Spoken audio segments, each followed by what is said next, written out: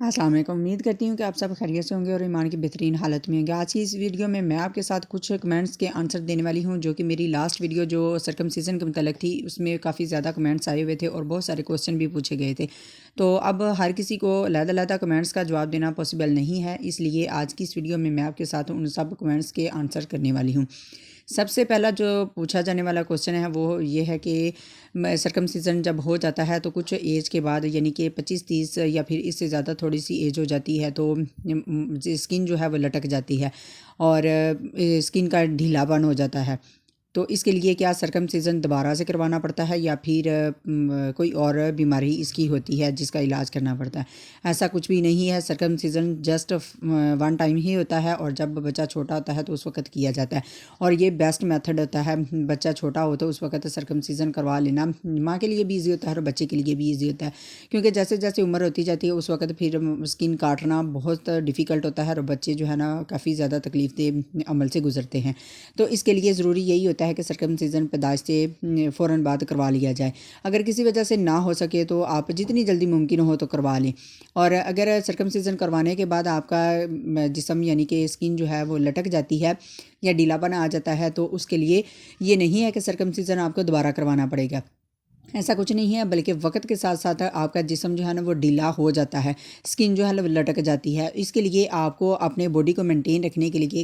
اپنی خوراک کا دھیان رکھنا ہوگا۔ اپنی ڈائٹ جو ہے وہ بہت ہی ہیلدی ڈائٹ لینی ہوتی ہے، سردی اور گرمی کے حساب سے آپ کو اپنی ڈائٹ کا خیال رکھنا پڑتا ہے، کیونکہ جو بھی مرد ایسے ہیں جو باہر کام کرتے رہتے ہیں یا پھر ہیلدی ہیں اور ان کو کسی بھی طرح کی کوئی بھی بیماری نہیں لگی ہوتی تو ان کا جسم ہمیشہ کے لیے کافی اسٹرانگ رہتا ہے، اور جو مرد ایسے ہیں جو اپنی ڈائٹ کا خیال نہیں کرتے اور ان کا زیادہ تر بیٹھے رہنے کا کام ہوتا ہے تو ان کو اس طرح کی کافی زیادہ پرابلمز فیس کرنا پڑتی ہیں۔ تو آپ کے لیے یہ ضروری ہے کہ آپ اپنے جسم کو مالش ضرور کریں، چاہے ہفتے میں 1 دفعہ کریں یا پھر 15 دن کے بعد، یعنی کہ جیسے بھی کوئی موقع ملے تو آپ اپنے باڈی کو مساج ضرور دیں۔ اس کے ساتھ ساتھ اپنی ڈائٹ جو ہے وہ اچھی رکھیں۔ آپ کو سرکمسیزن دوبارہ کرنے کی ضرورت نہیں پڑے گی، بلکہ جو جسم لٹکا ہوا ہوتا ہے وہ بالکل ٹھیک ہو جائے گا، کیونکہ جب نسیں کمزور ہو جاتی ہیں، اعصاب کمزور ہو جاتے ہیں تو اس وقت جسم میں ڈھیلا پن آ جاتا ہے۔ اور اس کے بعد یہ ہے کہ جو کچھ ایسے ہیں